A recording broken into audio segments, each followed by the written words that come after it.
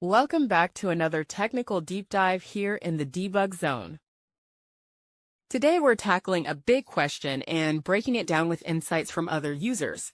Hopefully this clears up some misconceptions and helps you get the answer you need. So buckle up, stay a little curious, and let's jump right in.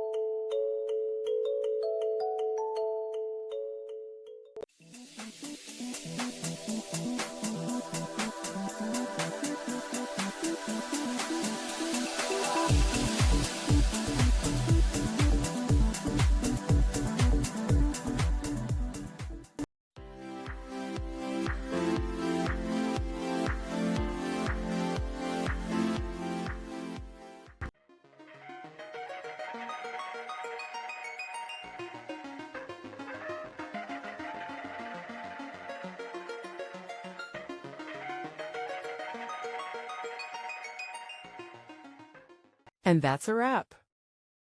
I hope you found the answer you were looking for. If you did, take a second to hit that subscribe button. It really helps out. And let me know in the comments which solution worked best for you. See you next time in the debug zone.